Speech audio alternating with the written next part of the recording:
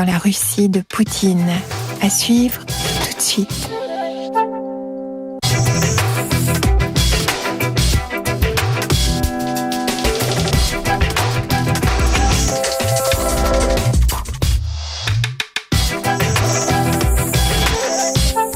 Bonsoir. Depuis des mois, la Russie profite à plein de la flambée des prix du pétrole et du gaz. Des milliards de dollars coulent de ses pipelines. L'économie tourne à plein. Le pays n'a plus beaucoup de dettes et Vladimir Poutine, président autocrate tout-puissant, redevient comme par hasard un hôte très fréquentable pour les dirigeants occidentaux. Pourtant, derrière cette façade brillante, il y a tout le reste. La corruption, la misère des paysans, l'absence de libertés individuelles, le contrôle absolu des médias et la terreur en Tchétchénie. Ce soir, Théma découvre l'envers de la médaille d'une Russie redevenue une grande puissance.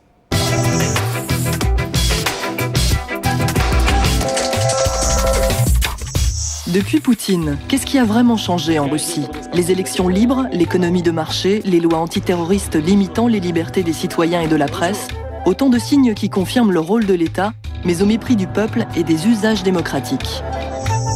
Malgré un débat politique verrouillé par le pouvoir, de jeunes opposants démocrates ou nationalistes rouges rivalisent d'audace pour protester contre le durcissement du régime. L'enthousiasme révolutionnaire d'une jeunesse branchée et non violente qui révèle aussi la répression brutale de l'État. 2007, élection législative. 2008, élection présidentielle. L'avenir politique immédiat est chargé en Russie. C'est l'occasion de tenter un premier bilan des années Poutine. La Russie a une grande chance, elle a le pétrole et le gaz. La flambée des prix de l'énergie dope l'économie russe. 6% de croissance par an, alors qu'avant l'an 2000, avant Poutine, donc, c'était le chaos. L'argent du pétrole permet surtout à une bourgeoisie de prospérer en profitant des largesses du clan au pouvoir.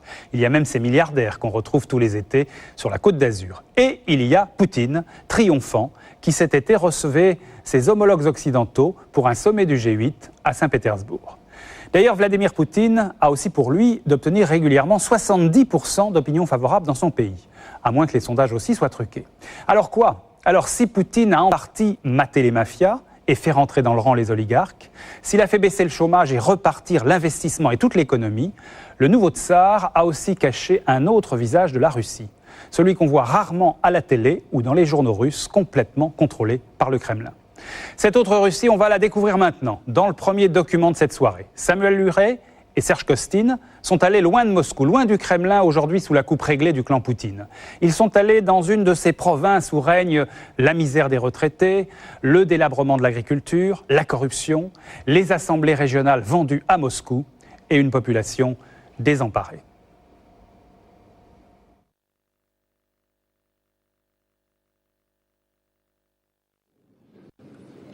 Президент России Владимир Владимирович Путин.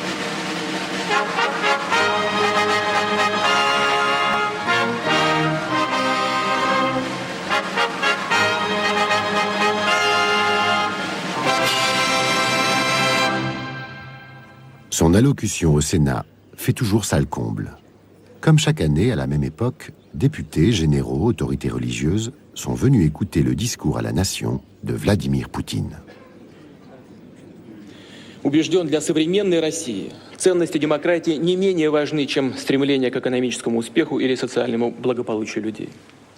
При этом любой... Guerre en Tchétchénie, scandale Yukos, atteinte aux libertés publiques.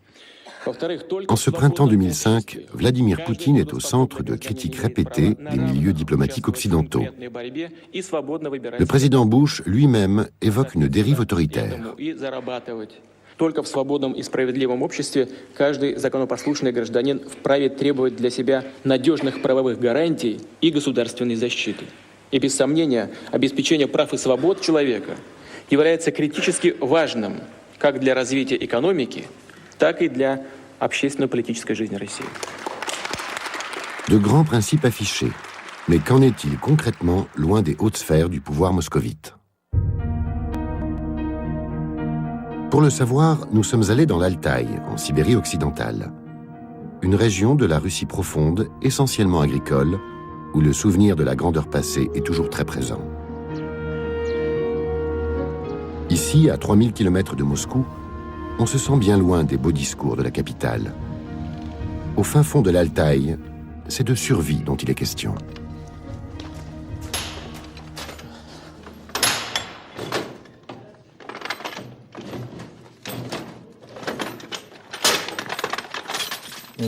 Une semaine. On n'a plus qu'une semaine. On devrait y arriver. Tu ne crois pas? Alexandre Wunder a 51 ans. Dans sa famille, on travaille la terre depuis plusieurs générations. Potov, qu'est-ce que tu fais? On est en train de changer une bielle. Il y a encore d'autres réparations à faire. L'exploitation d'Alexandre Wunder est une ancienne ferme d'État, un sovkhoz. 6000 hectares qui font vivre 400 personnes. Ça, il va falloir le poncer à la machine.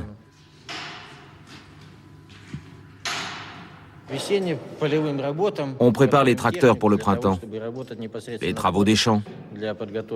Les labours arrivent bientôt.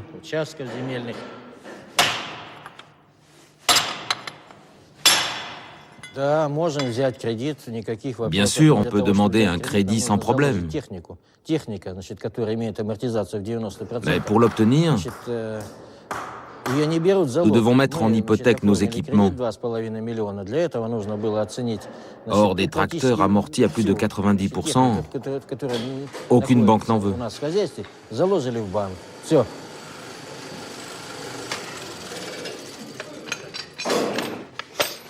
Les tracteurs ont plus de 20 ans, donnés en dotation à l'époque par le ministère de l'Agriculture. Sous le régime soviétique, l'essentiel de la production agricole était acheté par l'État. L'effondrement de l'URSS et l'entrée dans l'économie de marché ont mis fin à cette pratique.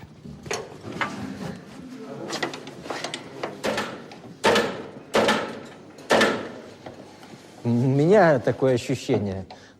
n'y a personne pour nous venir en aide. Nous avons reçu des députés de Russie unie, du Parti agraire ou du Parti communiste de la Fédération de Russie. Ils viennent, ils nous rassemblent et ils nous disent à quel point les paysans vivent mal. Vous comprenez? On vient me dire combien je vis mal. Je le sais bien sans eux. Pas la peine de venir de Moscou pour me le dire. Mais quand on demande aux députés du Parti agraire ou du Parti communiste ce qu'ils peuvent faire pour nous, ils disent « nous ne pouvons rien, parce que la majorité absolue appartient à Russie unie ». On est tous en colère, au point que je ne saurais vous dire. On est voué à la survie. Personne n'a le courage de nous dire « les gars, on n'a pas besoin de vous ». L'ancien chef de sovkhoz a connu des jours fastes. Mais c'était sous le communisme, du temps où l'agriculture n'était pas passée au second plan. Aujourd'hui, l'Altaï paye le prix fort d'une politique basée avant tout sur l'exploitation des ressources pétrolières et gazières.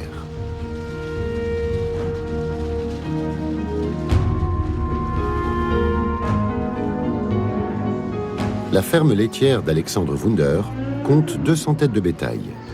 Ici aussi, il se débat pour sa survie.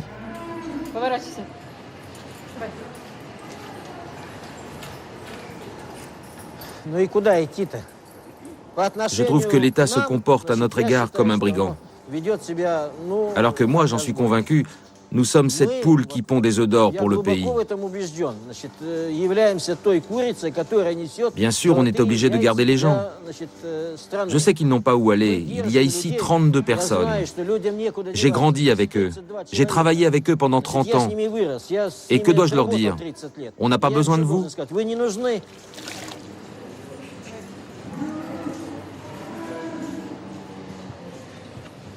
Voilà 4 mois que les employés de la ferme n'ont reçu aucun salaire.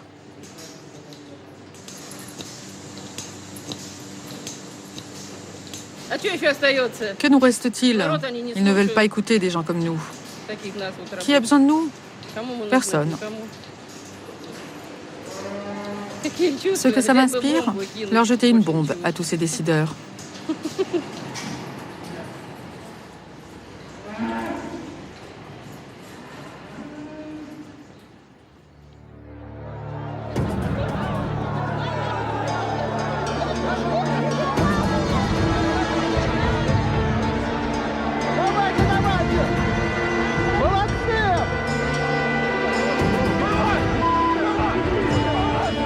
Janvier 2005.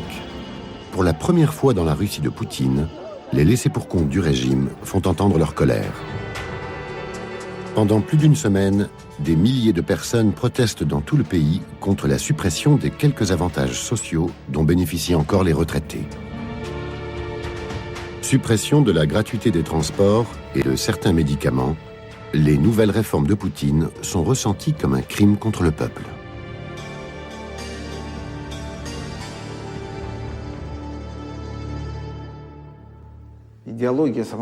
L'idéologie de Poutine consiste en ceci. Il y a une entité qui s'appelle l'État, et à part, il y a le peuple. C'est aussi une entité, mais à part. Et toute sa politique se résume à ce rapport entre l'État et le peuple. Le concept selon lequel le peuple crée un État qui doit être à son service n'a jamais effleuré son esprit.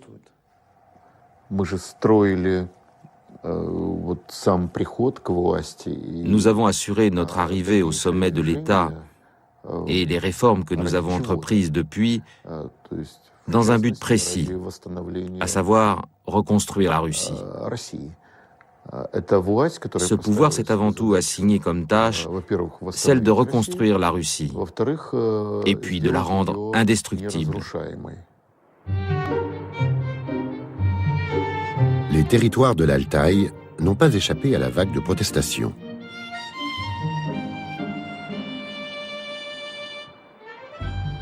À Barnaoul, la capitale de la région, les manifestants ont dressé des barrages sur les routes durant les événements. Vladimir Rychkov est un observateur attentif de la vie de ses concitoyens. Député libéral indépendant de l'Altaï, il sillonne sa région à l'écoute de leurs difficultés. Cette fois, il est invité par l'Association des ouvriers vétérans de Barnaoul.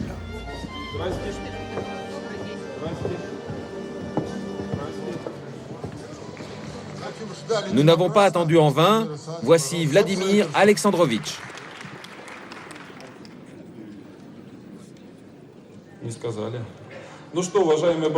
Chers amis de Barnaoul, chers vétérans, on va commencer maintenant. Si je me souviens bien, on s'est déjà rencontrés, n'est-ce pas? On s'est vus il y a 3 ans, et depuis au moins 2 fois, non? Plus d'1 an ont passé depuis les manifestations de janvier 2005. Mais le ressentiment est toujours vif. Ce qui saute aux yeux actuellement, quand on regarde le travail de la Douma d'État et du gouvernement, c'est que le pays a énormément d'argent et en même temps l'État abolit l'un après l'autre les avantages sociaux de la population.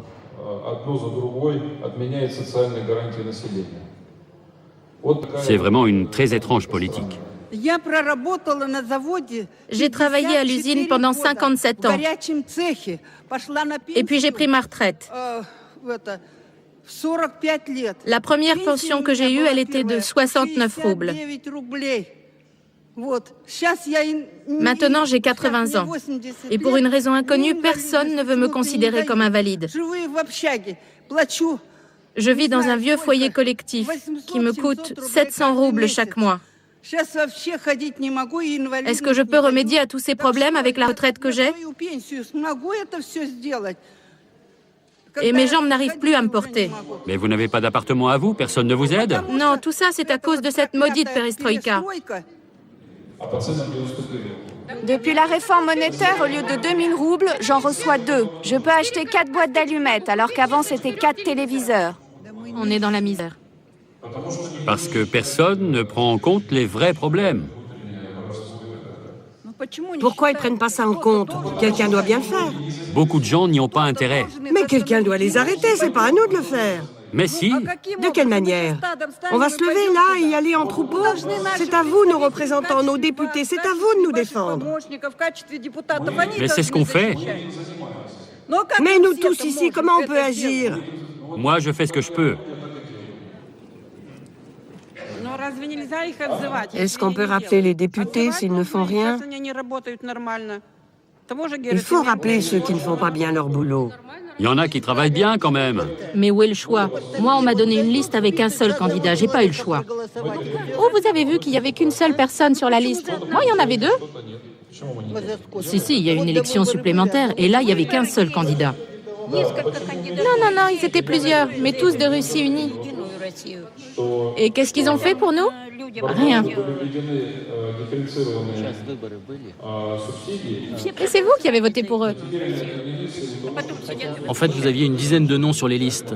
Vous pouviez choisir parmi toutes ces personnes. Et pourtant, vous avez élu les plus riches et les plus malhonnêtes. Pourquoi les gens n'ont pas de travail? Pourquoi les députés ont tous du travail et peuvent entretenir leur famille, leurs proches et tout le reste? Pour le peuple, il n'y a rien. Comment les députés peuvent lutter contre la corruption alors qu'ils en sont les premiers responsables? Cette colère n'atteindra pas Moscou, parce que dans le système de pouvoir actuel, il n'y a aucun lien entre le peuple et le gouvernement. Les ministres vivent à Moscou et roulent dans des voitures luxueuses. Ils habitent des villas luxueuses, passent leurs vacances dans des villes d'eau luxueuses. Les villes d'eau les plus chères au monde sont remplies de fonctionnaires russes, et ces gens-là n'ont rien à faire avec ce qui se passe dans cette salle et les gens qui sont venus ici.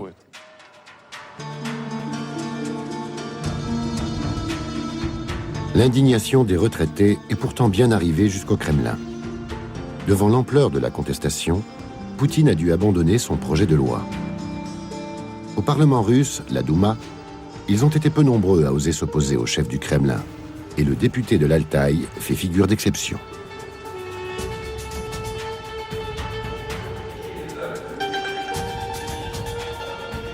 À 40 ans, Vladimir Rychkov a déjà une longue expérience derrière lui. Il a été, à 27 ans, le plus jeune député jamais élu, aidé par son mentor de l'époque, le Premier ministre Tchernomyrdin.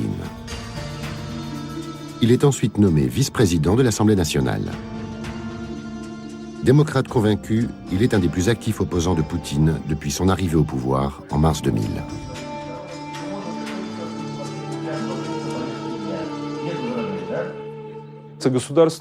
Malheureusement, la Douma d'État ne joue plus aucun rôle important. Un parlement où la majorité écrasante est formée par les représentants du parti de Poutine n'est plus qu'un instrument docile entre les mains du Kremlin.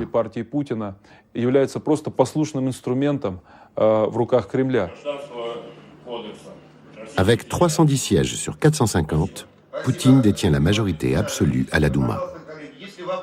Et le nouveau mode de scrutin élaboré par le pouvoir, excluant les petits partis, a pour but de renforcer un peu plus son emprise sur l'Assemblée aux élections de 2007.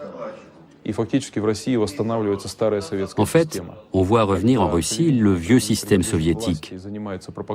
Lorsque la télévision appartient au pouvoir et fait sa propagande, lorsque le pouvoir crée un parti unique qui aspire au monopole, lorsque l'opposition est persécutée et tenue à l'écart de la lutte politique, évidemment, tout cela prouve qu'aujourd'hui, la Russie n'est pas un pays démocratique, qu'elle est à nouveau dominée par une autocratie. Хотел бы сегодня поговорить и о другой, вполне конкретной теме, а именно, что надо сделать, чтобы на национальном телевидении были в полной мере учтены самые актуальные потребности российского гражданского общества и обеспечены его интересы. Мы должны создать гарантии, при которых государственное телерадиовещание будет максимально объективным, свободным от влияния каких бы то ни было отдельных групп и отражать весь спектр общественно-политических сил в стране.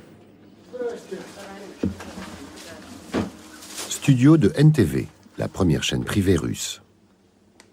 L'homme n'est pas un présentateur comme les autres.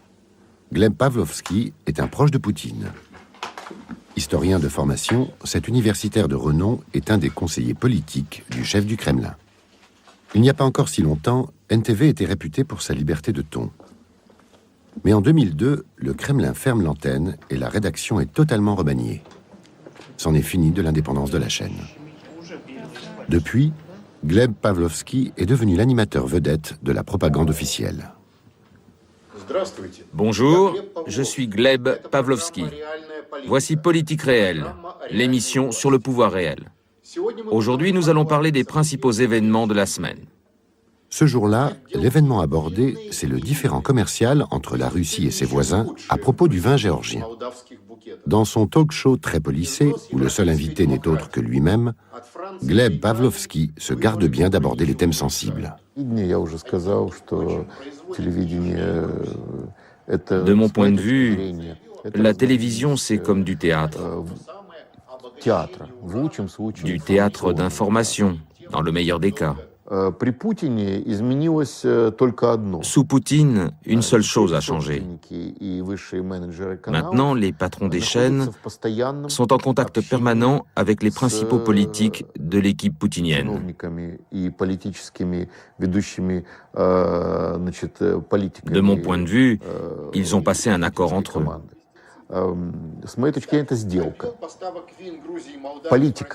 Les patrons des chaînes disent aux politiques « Vous faites la politique,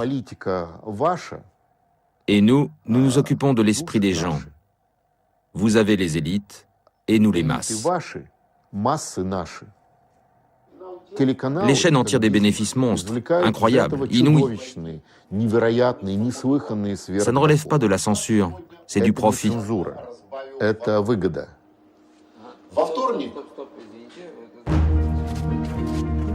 À Barnaoul, comme à Moscou, l'information est sous influence. Valery Savinkov en fait l'amère expérience depuis des mois. Journaliste indépendant, il dirige un journal d'information sur Internet très populaire dans la région. Lors des dernières élections locales, il a reçu une étrange visite. C'étaient des gens très prudents.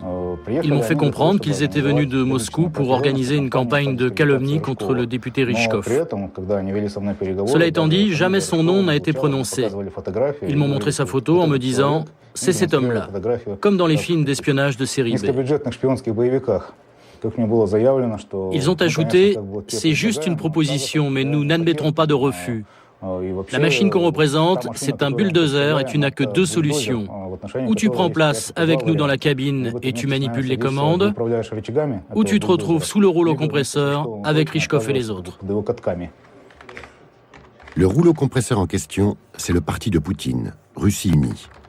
Malgré les menaces, Valéry refuse de céder au chantage. Les mesures de rétorsion ont rapidement suivi. Elles viendront sous la forme d'un article anonyme diffusé sur son forum caricaturant les musulmans. Le message est à peine reçu que déjà un fonctionnaire du ministère de l'Intérieur débarque à Barnaoul. Il accuse Savinkov d'incitation à la haine raciale. Il exige la fermeture du site. Le procédé a tout d'une manipulation. Valéry est inquiet pour son avenir. J'espère que je vais pouvoir continuer mon site. Le problème est de savoir pendant combien de temps encore ils vont nous laisser travailler. Nous pouvons installer notre serveur en dehors du territoire de Russie et être hors de sa juridiction. Mais la solution juridique ne suffit pas. Comme m'a dit le leader d'un parti local, c'est une très bonne idée. Mais vois-tu, un jour, on t'arrêtera dans la rue. On va te fourrer un sachet d'héroïne dans la poche et ta solution juridique ira au diable. À ce jour, après 18 mois de procédure, Valéry n'a toujours aucune information sur une éventuelle date de procès.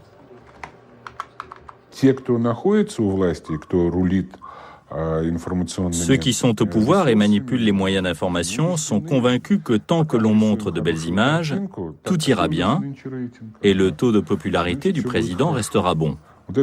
À leurs yeux, c'est cela l'important. Il faut montrer de belles images. Ainsi, la vie des gens est telle qu'ils la montrent, pas telle qu'elle est. C'est ça leur logique dominante. Таким образом, соблюдение принципов справедливости прямо связано с равенством возможностей. И это, в свою очередь, должно быть обеспечено никем иным, как государством.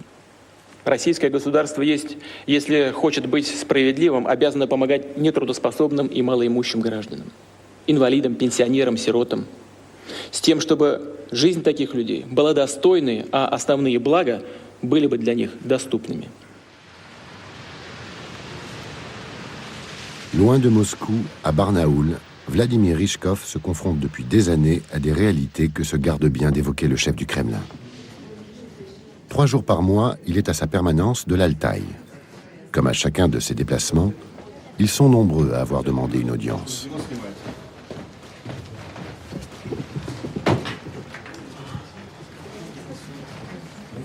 Des hommes et des femmes en proie à des situations qu'ils subissent bien souvent depuis de nombreuses années.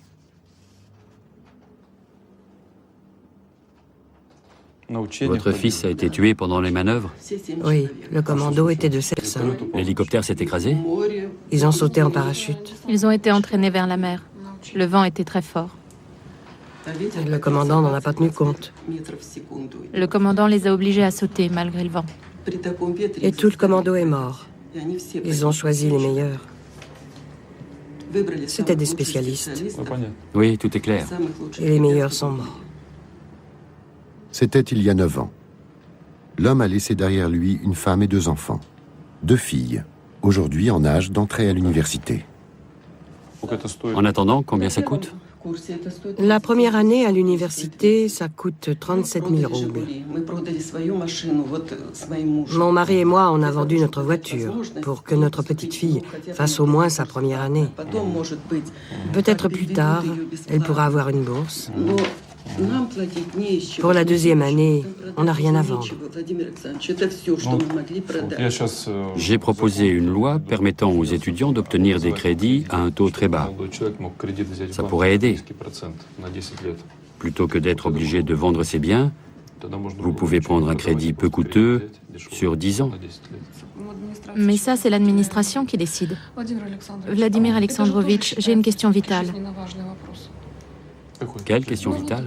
Cette loi pour les enfants de militaires morts en service, ça fait 1 an qu'elle doit être examinée. Combien de temps ça va prendre encore? 1, 2, 3 ans? Nos enfants grandissent. Je ne suis pas la seule dans ce cas-là. Il y a beaucoup d'autres veuves. Combien de jeunes ont péri en Tchétchénie depuis toutes ces années? Leurs enfants, je ne suis pas sûre qu'ils étudient ou qu'ils vivent bien. Ce sont des enfants en manque de leur père. Vous savez, si le père de mes petits-enfants était là, nous ne serions jamais venus ici, parce qu'il aurait gagné assez d'argent pour l'éducation de ses enfants. Comme il est parti, c'est à nous de régler tout, à moi, à leur grand-mère et à ma fille. Et la retraite est vite dépensée, et personne n'ose en parler.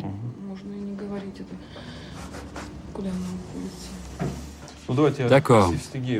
Je vais contacter le recteur de l'université polytechnique pour que votre fille puisse s'inscrire sans avoir à payer, en attendant l'adoption de la loi. Vous savez, on gagne vraiment peu d'argent. On va faire en sorte que l'État vous aide. Merci, mais quand pourra-t-on avoir une réponse? Mes services vous appelleront. Merci beaucoup. Merci.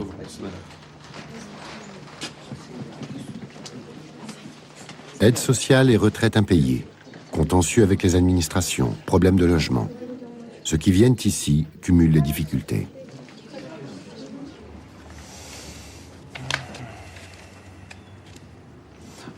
Personne n'a pu obtenir son acte de propriété dans votre quartier? Ils ont dit non à tout le monde. Combien de maisons sont dans ce cas-là? Pratiquement tout le quartier. Il y a de nouvelles habitations? Non, il n'y a pas de place. Les maisons sont collées les unes aux autres.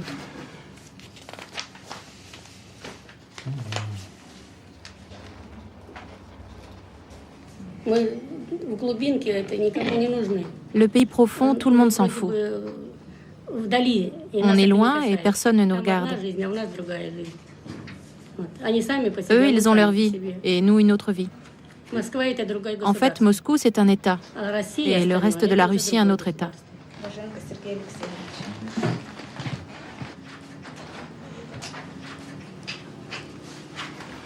Bon, mesdames, entendons-nous comme ça.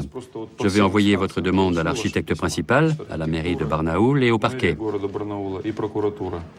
Je vais réunir leurs réponses, puis je verrai dans quelle direction on doit continuer. D'accord? Ça va prendre du temps, 1 mois, 2 mois. Mais bon, ça fait des années que vous attendez. On attendra le temps qu'il faut. Parfait. Et dites aux autres habitants qu'à partir d'aujourd'hui, je m'occupe de votre problème. D'accord? Oui, merci. Au revoir.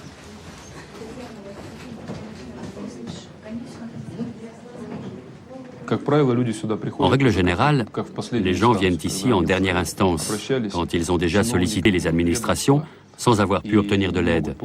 Alors ils viennent voir un député dans l'espoir que, du haut de son autorité et de son statut, il va pouvoir les aider. J'ai fait faire des statistiques. J'arrive à débloquer la situation dans à peu près 7 cas sur 10. C'est-à-dire que 70% des gens qui me sollicitent reçoivent une aide. Les autres, les 30% restants, je ne peux rien faire parce que leurs problèmes sont tout simplement insolubles. La difficulté la plus importante, c'est la pauvreté. Le pays est très pauvre. Plus de la moitié de la population est au niveau du seuil de pauvreté et le travail est rémunéré très bas. Quand on touche un salaire autour de $100 par mois, il s'ensuit tout un tas de problèmes. Les gens ne peuvent pas s'acheter un logement, ils ne peuvent pas payer les études de leurs enfants. C'est vraiment de la pauvreté dont souffrent le plus les Russes.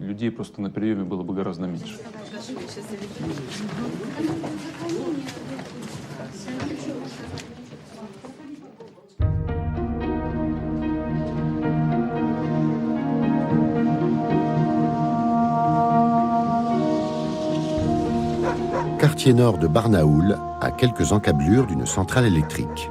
C'est là que vivent Vera et Galina. Elles y habitent depuis la fin des années 70. Comme elles l'ont indiqué aux députés de l'Altaï, les deux retraités n'ont pas de titre de propriété. Sous le communisme, le mot était banni. Il y a 6 mois, l'administration a ordonné leur expulsion. Les autorités invoquent des raisons sanitaires. Le quartier serait trop près des lignes à haute tension. Avec 100 € par mois, Vera et Galina n'auront jamais les moyens de payer le loyer d'un nouveau logement.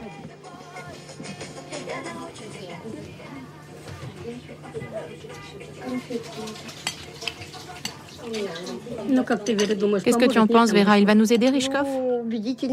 Oh, il parlait de façon très convaincante. Je sais qu'il aide beaucoup les gens. Je pense qu'il va réussir à régler notre problème. Et si les fonctionnaires nous avaient dit dès le début qu'on ne pourrait jamais avoir notre terrain, on n'aurait pas dépensé notre argent à faire toutes ces démarches. Ils nous ont laissé de l'espoir et on les a crus. Absolument. Et au bout du compte, quand on a dépensé notre argent, ils nous ont dit non. Ça ne se fait pas.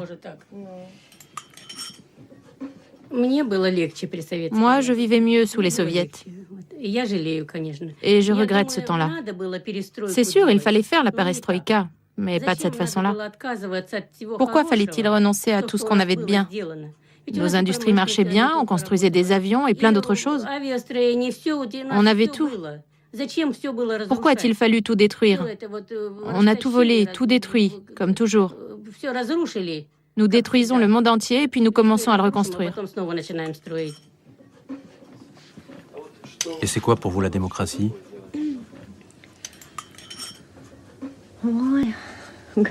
La démocratie. Aide-moi, Galina. Qu'est-ce que c'est la démocratie? La démocratie, c'est...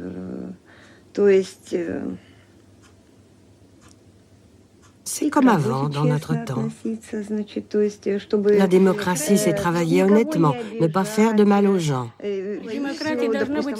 Dans une démocratie, tous doivent être égaux, les pauvres comme les riches.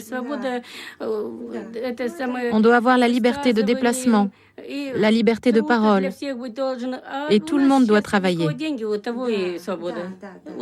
Mais chez nous, c'est celui qui a de l'argent qui a la liberté et la démocratie. Ceux qui n'ont pas d'argent, ils n'ont pas de démocratie non plus.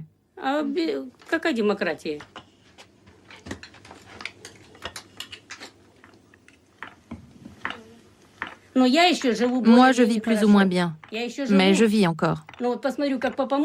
Quand je vois les gens fouiller les poubelles, ceux qui n'ont pas de logis, qui vivent dans la rue, nous, on a encore notre dignité. On a un toit. On a notre potager qui nous nourrit. On n'a pas faim. D'accord, c'est des pommes de terre, du pain. On ne mange pas de viande ni de saucisson, mais on vit encore.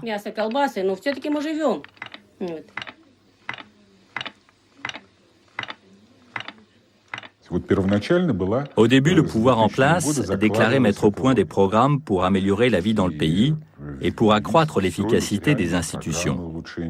Parallèlement, ils suivaient une autre stratégie. Les responsables disaient « Nous autres, nous savons ce qu'il faut faire, mais ne nous faites pas obstacle. Les médias ne doivent pas être un obstacle. Regardez ce qui est arrivé aux médias. Le monde des affaires ne doit pas être un obstacle. Regardez ce qui est arrivé. Quant à l'opposition, on voit bien ce qu'il en reste. » Les assemblées régionales, dans les années 90, ont joué à plein leur rôle de contre-pouvoir face au centralisme d'État hérité du communisme. Dans les couloirs de la Douma de l'Altaï, toujours appelée Soviet régional, Alexandre Nazartchouk, 67 ans, est ici chez lui.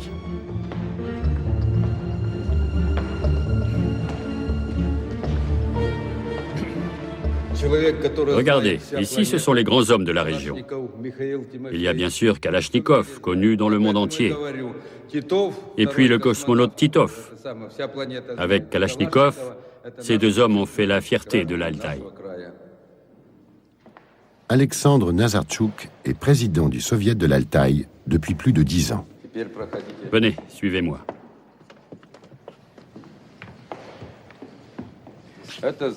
Ici, c'est la salle du Parlement régional. Nous avons une grande séance chaque mois. Tous les députés de la région se réunissent. Voilà où je travaille, c'est là où je siège. À ma gauche, c'est la place du vice-président. Et à ma droite, il y a le gouverneur.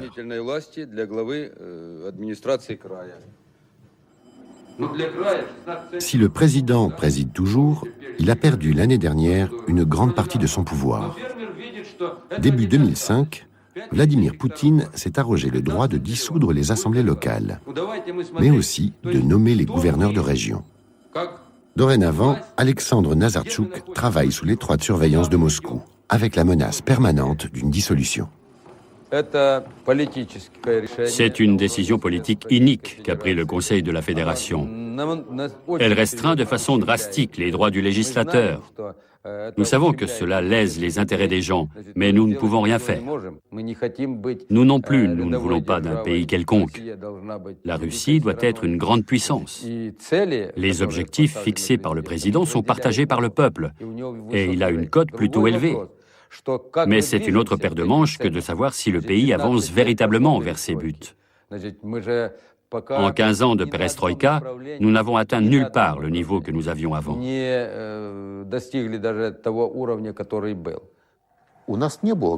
Nous n'avions pas d'État quand Poutine est arrivé. C'était une masse amorphe qui n'était pas seulement au bord de l'effondrement, mais en fait au bord de la sécession. Il fallait réagir. Les gens étaient prêts à tout. Ancien ministre de l'Agriculture sous Yeltsin, Alexandre Nazartchouk a longtemps été l'allié du pouvoir en place. Depuis l'adoption de la loi signant la fin de l'autonomie des régions, il est entré en résistance.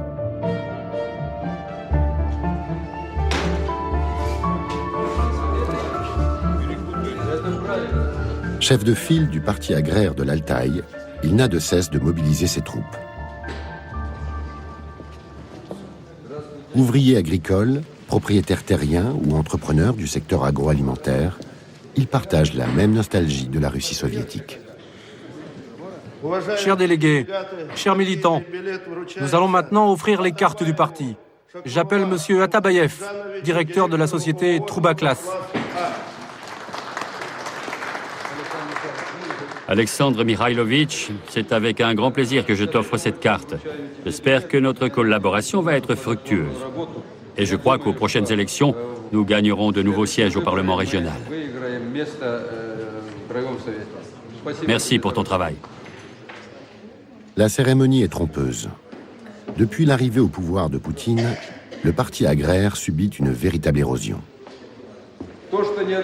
Tout le monde doit s'en rendre compte. Ceux qui détiennent le pouvoir en Russie n'ont pas besoin d'un parti agraire fort. Pour le président et son administration, un seul parti d'opposition suffit sur la scène politique russe. Je parle là du Parti communiste. Ce qu'ils veulent, c'est détourner une part des adhérents de notre formation et d'empêcher nos députés d'être élus à la Douma d'État. Certains ici pensent qu'ils peuvent se faire élire sans le soutien de la direction du parti agraire. Mais il faut que vous le compreniez, ça, c'est impossible. Il y a 6 ans, le parti agraire comptait 43 députés à l'Assemblée. Aujourd'hui, ils ne sont plus que 11. Vous savez, le parquet a ouvert une instruction à propos des dernières élections dans une des circonscriptions de la région. Selon mes informations, il y a des preuves, notamment des images de télévision, qui attestent que le vote des électeurs a été acheté par un candidat bien précis. Alexandre Nazarchuk ne nous en dira pas plus. Mais le reportage en question, nous l'avons retrouvé. À ce jour, aucune télévision russe n'a accepté de le diffuser.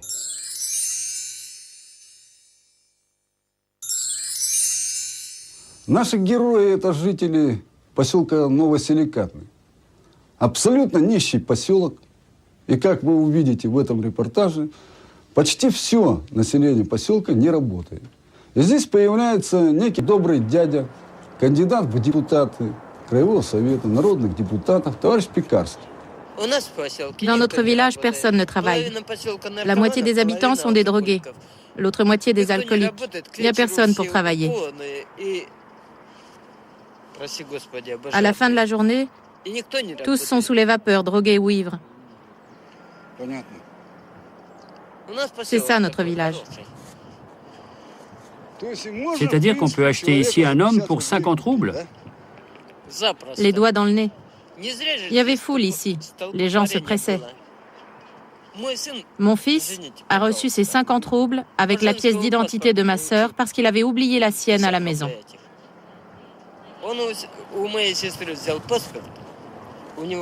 Il avait oublié sa pièce d'identité. Les filles, vous avez reçu quelque chose? 50 roubles, moins de 2 euros. C'est la somme que semblent recevoir les habitants du village en échange de leur vote pour le candidat de Russie unie. Nous sommes en mars dernier, au cours de législatives partielles. Une petite équipe de journalistes de Barnaoul décide de mener l'enquête. Bon, après le petit vieux, on entre. Mais la permanence de Russie unie est bien gardée. Mais où tu vas comme ça? Sortez d'ici. C'est quoi cette bagarre? Pourquoi vous entrez comme ça? Vous ne respectez pas l'ordre. Arrêtez de tourner, posez cette caméra. Vous n'avez pas le droit de filmer ici. À l'extérieur de la permanence, les langues se délient. J'ai parlé avec beaucoup de gens à propos de cet argent. Ils ne savent pas pour qui ils ont voté.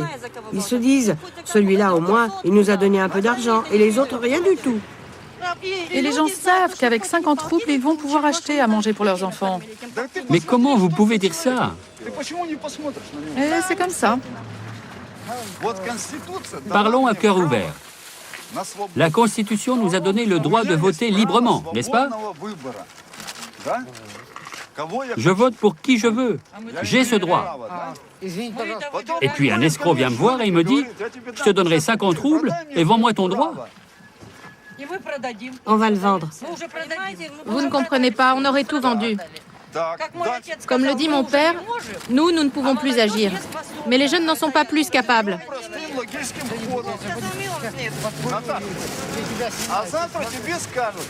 Et demain, on va te dire « Natacha, tu as une vie dure, n'est-ce pas? Vends ta fille dans un bordel, on va te payer. » Vous savez, nos filles ne nous demandent rien.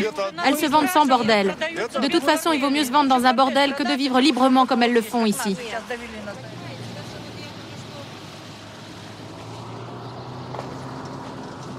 Ces images sont aujourd'hui entre les mains de la justice russe. Une instruction est bien en cours, mais l'auteur de ce reportage a été mis à pied par la télévision locale qui l'employait.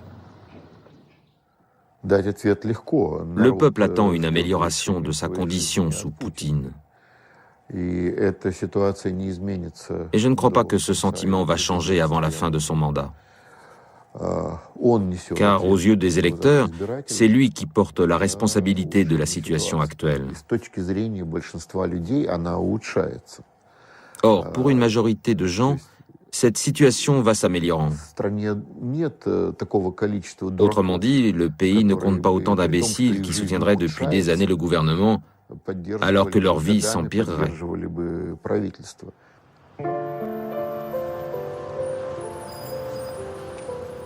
La vie s'est pourtant considérablement dégradée pour certains. Pour Dimitri, plus particulièrement. Cadre technique, il a été mobilisé en 1986 pour aller éteindre le brasier nucléaire de Tchernobyl. Ils ont été plus de 600 000 comme lui, venus de toute l'URSS. On les appelle les liquidateurs. 20 ans après, on dénombre 65 000 morts dans leur rang et des dizaines de milliers d'handicapés.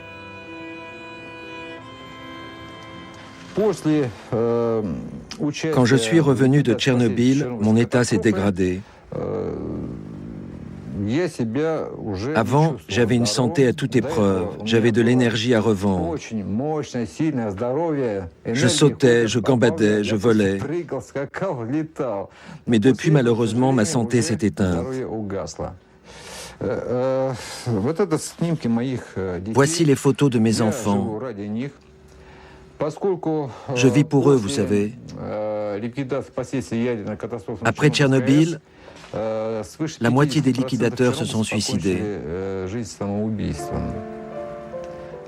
Pendant des années, nous n'avons reçu aucune aide de la part de l'État.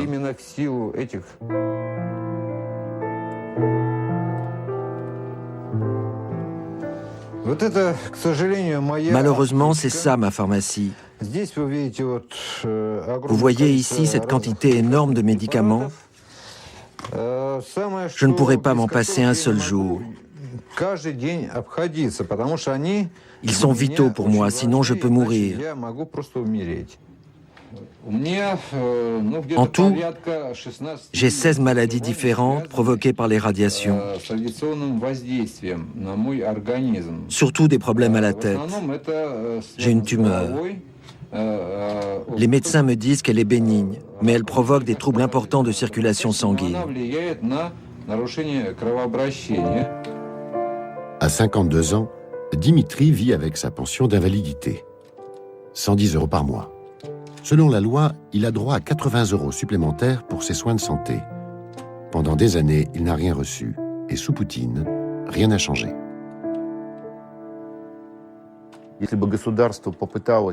Si l'État avait essayé de mettre en œuvre les avantages sociaux et les obligations découlant des lois existantes, il aurait fait faillite.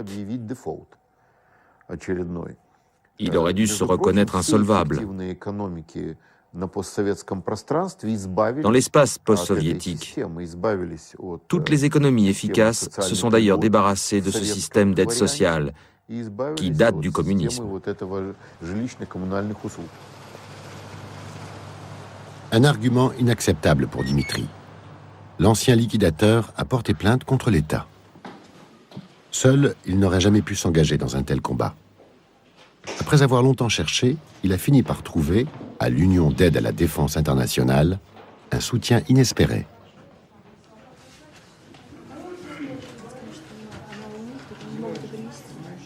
Les juristes et les avocats bénévoles de cette association indépendante se sont spécialisés dans les procédures engagées par les particuliers contre l'administration publique.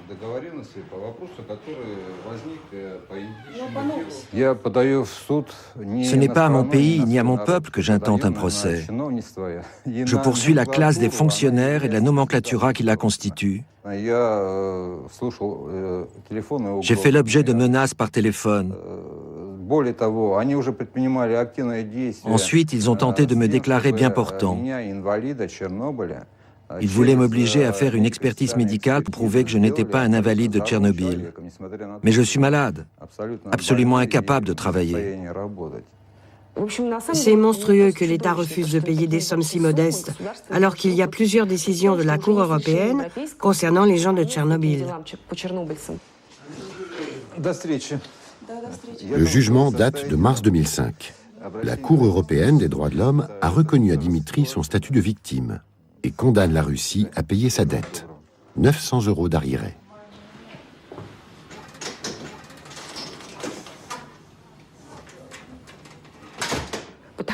À l'heure actuelle, il y a plus de 20 000 plaintes contre la Fédération de Russie déposées devant la Cour européenne. Ce nombre n'a jamais été aussi élevé.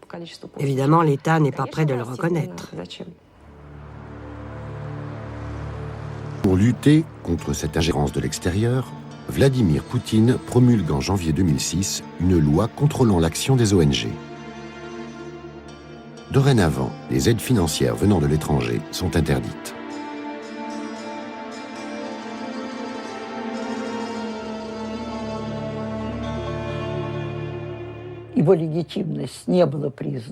La légitimité de cette loi n'a été reconnue ni à l'intérieur du pays, ni à l'extérieur de la Russie.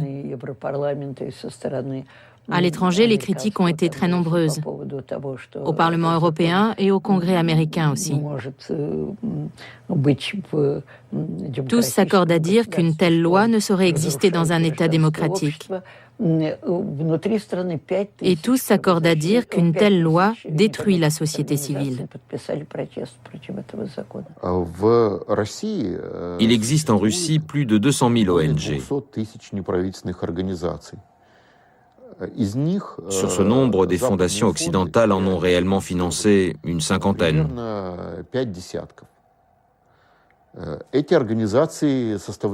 En fait, ces organisations-là formaient une espèce d'oligarchie, soutenue par des subsides extérieurs. Elles ont toujours reçu l'intégralité de leur financement de l'Occident, où elles avaient d'ailleurs une bonne presse. Personnellement, je ne crois pas qu'elles soient foncièrement mauvaises ou qu'elles représentent un danger. Quoi qu'il en soit, je pense que leur situation financière et politique privilégiée par rapport aux ONG russes était injuste. Il est impossible en principe d'interdire ou d'abolir l'engagement.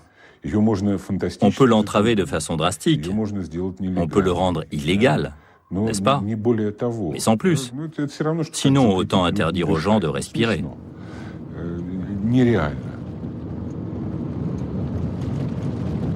De Barnaoul à Moscou, des voix s'élèvent pourtant. Ni politiques, ni intellectuels, mais de simples citoyens déterminés à réclamer leurs droits. Galina fait partie de ceux-là. Il y a quelques années, elle a rejoint une association de parents d'enfants handicapés à Barnaoul. Depuis, elle mène pour son fils Sacha une lutte sans relâche. Alors l'addition, c'est le signe plus. Et la soustraction, c'est le signe moins. Et ça, tu vas les rencontrer partout dans tes leçons de mathématiques, d'accord? Allez, on y va. On va écrire le nombre 61. Et derrière, je mets le signe moins. Tu as compris? J'aimerais ne pas penser que le président Poutine sait ce qu'il se passe et qu'il ne fait rien. Je préférerais croire que s'il ne fait rien, c'est plutôt parce qu'il ne connaît pas vraiment notre histoire. Fin 2004, l'administration russe supprime la gratuité des transports aux personnes handicapées. Un avantage social hérité du communisme. Lettres de protestation, interpellation des politiques, rien n'y fait. Galina se heurte à un mur. Nous voilà, derrière mon amie Ludmila, avec nos sacs à dos. Là, c'est Sacha et moi. Regarde. Galina et les maires de l'association décident alors d'organiser une action spectaculaire, une première en Russie. On prend un train de banlieue à 6 heures du matin. C'était vraiment tôt pour Sacha. C'est le tout début du voyage. Regardez la famille à droite. Là, regardez la façon dont cet homme nous observe. Vous savez, les gens nous regardaient bouche bée. Ils étaient sidérés que nous puissions oser aller si loin dans de telles conditions.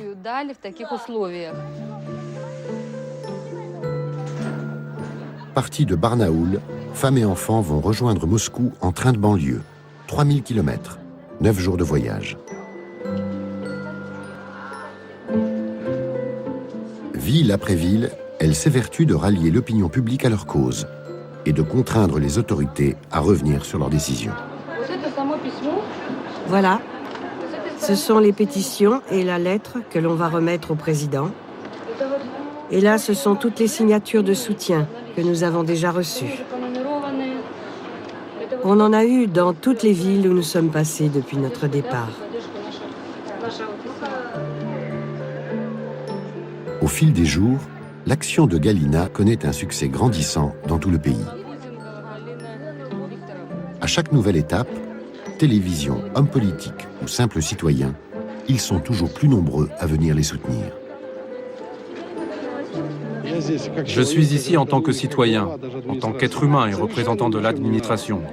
Je ne suis pour rien dans cette situation, mais en revanche, je vais tout faire pour les aider.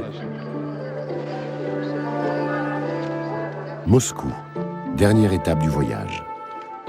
Malgré le battage médiatique, l'appel lancé par Galina ne sera pas entendu par les pouvoirs publics. La loi ne sera pas changée. La gratuité des transports pour les handicapés ne sera pas rétablie. On a cherché à nous tenir à l'écart, à cacher ce que nous vivons. On ne voulait pas qu'on entende parler de nous. Aujourd'hui, la seule chose qu'on nous a proposée, c'est le paiement de notre voyage retour. Voilà, c'est comme ça qu'ils font leur travail ici.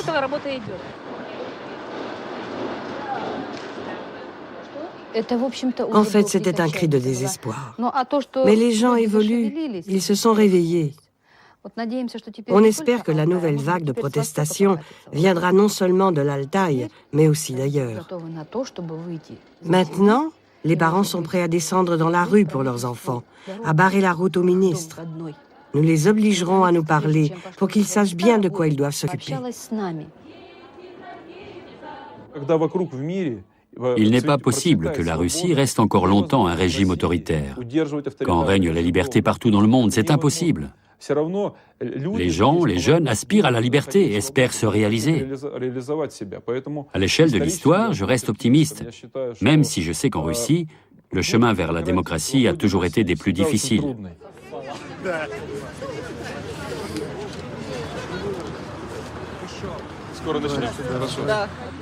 Bon, ce sont les politiciens qui vont intervenir les premiers. D'abord moi, ensuite Valentina Melnikova, et puis Garry Kasparov. Vous, bien sûr, vous serez aussi au début. Ensuite, on donne la parole au peuple, à tous ceux qui le désirent. Vous êtes d'accord? Merci beaucoup. Ils sont l'opposition démocratique. Partis politiques, collectifs alternatifs ou associations citoyennes, pour l'occasion, ils se sont retrouvés sous la même bannière. En mars dernier, ils dénonçaient les conditions de vie des jeunes soldats de l'armée russe. Ils ont beau jeu, les valets du Kremlin, de disposer de notre destin et de celui de la Russie.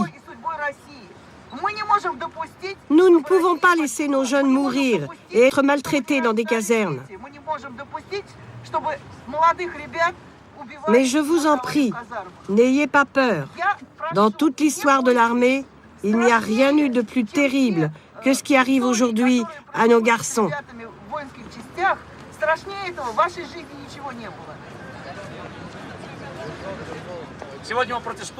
Nous protestons contre les rapports qui se sont formés entre le pouvoir et la société sous la présidence de Poutine.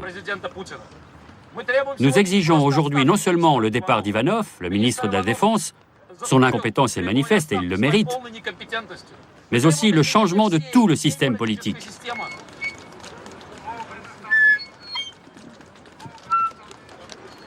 Le rassemblement n'a pas mobilisé les foules. On est bien loin des manifestations monstres auxquelles participaient des milliers de personnes sous Yeltsin.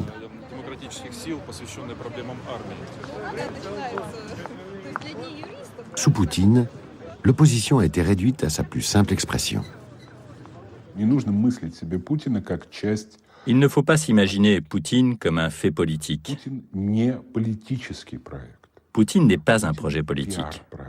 Poutine est avant tout un projet de communication. Et c'est sous cet angle-là qu'il faut considérer tout ce qu'il fait.